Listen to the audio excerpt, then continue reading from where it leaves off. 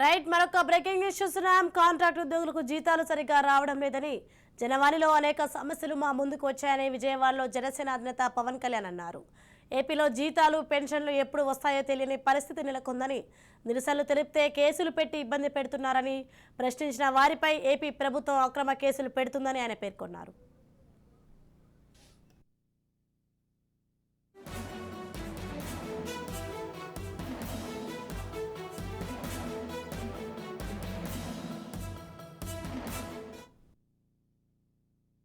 ఎంత స్థితికి వెళ్ళిపోయిందంటే ఈ రాష్ట్ర ప్రభుత్వం కనీసం ఐఏఎస్లు ఐపీఎస్లు కూడా సకాలంలో జీతాలు ఇవ్వలేని పరిస్థితి వచ్చింది.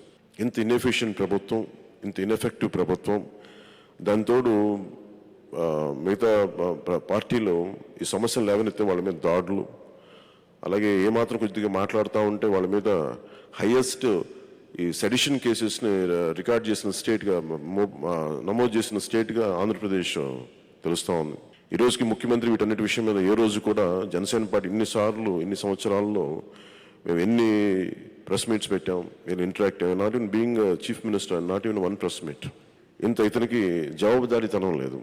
అలాగే ఐఏఎస్లు ఐపీఎస్లు సంబంధించిన జీతాలను ప్రత్యేకించి వాళ్ళ జీతాలను కూడా దారి మళ్లించేశారు. ఇది కాన్స్టిట్యూషన్ వయలేషన్, రాజ్యాంగ ఉల్లంఘన అనేది వీళ్ళ సహజ గుణం అయిపోయింది మన ఈ వైసీపీ వాళ్ళది.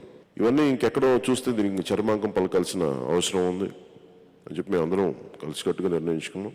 ఈ పరిస్థితుల్లో ముఖ్యంగా గత కొద్ది రోజులుగా ఫాల్స్ కేసులు, అభియోగాలు మోపి కేసుల్ని పెడుతూనే ఉన్నారు. గత కొన్ని నెలలుగా ఖచ్చితంగా టీడీపీ నాయకుల మీద పెడతా వచ్చారు బిగినింగ్ నుంచి కూడా. ఆ క్రమంలో జనసేన నాయకుల మీద కూడా చాలా ఈవెన్ వెళ్ళి ఒక నిరసన తెలియజేసినందుకు కూడా వాళ్ళ మీద అటెంప్ట్ మర్డర్ కేసులు పెట్టిన దాఖలాలు ఉన్నాయి. మొన్న హైదరాబాద్ నుంచి ఇక్కడికి వస్తుంటే కూడా మనకి బోర్డర్లో ఆపేసిన గొడవలు,